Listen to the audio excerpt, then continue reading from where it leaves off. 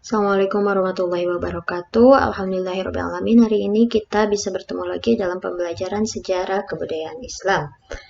Nah, pada pertemuan sebelumnya kita sudah membahas tentang penguasa Al-Ayyubiyah yang terkenal itu ada tiga. Yang pertama Sultan Salahuddin Al-Ayyubi, kemudian Sultan Al-Adil Saifuddin, Sultan Al-Kamil dan Sultan Al-Kamil Muhammad. Nah, hari ini yang akan kita bahas di pertemuan ketiga ini adalah apa saja kemajuan-kemajuan pada masa dinasti Ayyubiyah. Jadi selama dipimpin oleh 9 khalifah, selama dipimpin oleh 9 raja, 9 sultan. Nah, kemajuan apa saja sih yang terjadi pada masa-masa dinasti Ayyubiyah tersebut? Yang pertama ada bidang pendidikan, bidang ekonomi dan perdagangan, dan bidang militer, juga sistem pertahanan. Nah, hari ini yang akan kita bahas adalah kemajuan di bidang pendidikan. Jadi, pemerintahan dinasti Ayyubiyah berhasil menjadikan Damaskus sebagai kota pendidikan.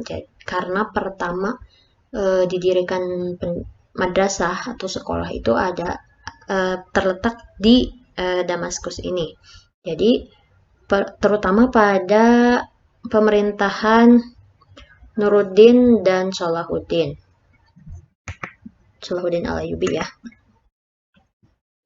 Nah, kemudian di sini dikatakan bahwa Damaskus, ibu kota Suriah, sampai saat ini masih menyimpan jejak arsitektur dan pendidikan yang dikembangkan kedua tokoh tersebut.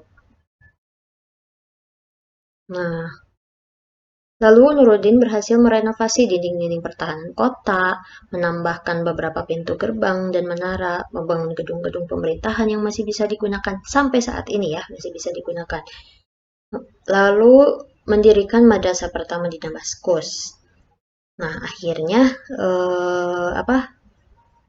pendidikan ini yang berfokus pada pengembangan ilmu hadis akhirnya menyebar ke seluruh pelosok Suriah. Terutama ini yang didirikan oleh Nuruddin ada di Aleppo, Emesa, Hama, dan Baqlabaq. Nah, semua pendidikan ini, madrasah ini bermazhab Imam Syafi'i. Selain mendirikan sekolah, ternyata Nuruddin Zaki ini juga membangun rumah sakit yang terkenal pada saat itu dengan namanya sendiri, yaitu Rumah Sakit An-Nuri.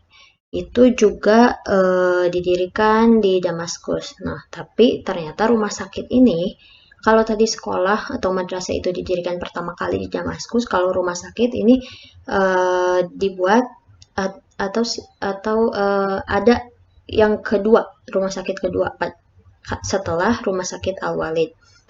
Nah, fungsinya tidak hanya sebagai tempat untuk berobat, untuk pengobatan, tapi juga sebagai sekolah kedokteran. Lalu masih pada masa Nuruddin Zaki, fungsi masjid juga bukan sebagai tempat ibadah saja, tapi juga sebagai lembaga pendidikan di Suriah. Bahkan pada masa pemerintahan selanjutnya itu ada tradisi baru, yaitu pemakaman para pendiri sekolah itu dimakamkan di wilayah sekolah tersebut, baik masa dinasti Ayyubiyah maupun pada masa pemerintahan dinasti Mamluk. Dinasti Mamluk itu pemerintahan atau dinasti setelah dinasti Ayyubiyah. Lalu Salahuddin Al-Ayyubi juga mempunyai andil untuk mengembangkan bidang pendidikan di sini, juga mengembangkan arsitektur di sana. Ia memperkenalkan madrasah ke berbagai wilayah yang dikuasainya, seperti lukisan inskripsi basmalah dalam skrip Kufi abad ke-9.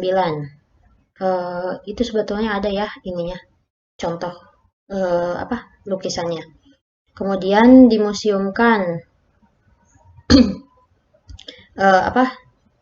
si lukisan tersebut dimuseumkan di beberapa daerah di Kairo, Mesir, Yerusalem, dan lain-lain. Lalu Ibnu Jubair sebagai seorang ahli geografi menyebutkan bahwa madrasah yang eh, apa yang ada di kota Iskandariyah ini adalah eh, madrasah yang terkemuka atau madrasah yang terbesar yang berada di Kairo. Namanya yaitu Madrasah As-Sulahiyah. Jadi dinisbatkan atau disandarkan pada nama pendiri madrasah itu sendiri. Selanjutnya, selain itu, ternyata Salahuddin Alayubi juga sama mendirikan rumah sakit juga. Nah, kali ini rumah sakitnya didirikan di Kairo, di Mesir. Rancangan bangunannya mengikuti Rumah Sakit Nuriyah di Damaskus atau rumah sakit yang didirikan oleh Nuruddin Zanki tadi. Ciri khasnya adalah tempat pengobatan yang sekaligus dijadikan sekolah kedokteran. Salah seorang dokter yang terkenal menjadi dokter pribadi Salahuddin yaitu bernama Ibnu Maimun. Meskipun dia apa bukan bukan beragama Islam, orang Yahudi, tapi karena keilmuannya dan dia juga ingin belajar mengetahui tentang ilmu kedokteran. Ibnu Maimun ini ikut belajar di madrasah atau di rumah sakit yang dijadikan sekolah kedokteran juga yang didirikan oleh Salahuddin Alayubi.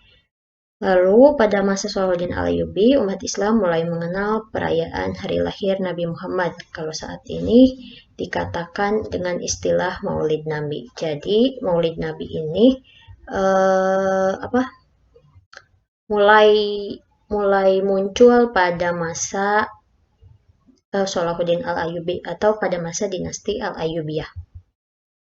Nah, mungkin itu saja pembelajaran hari ini, pembahasan hari ini. Kita lanjutkan pembahasan yang dua itu di pembelajaran selanjutnya.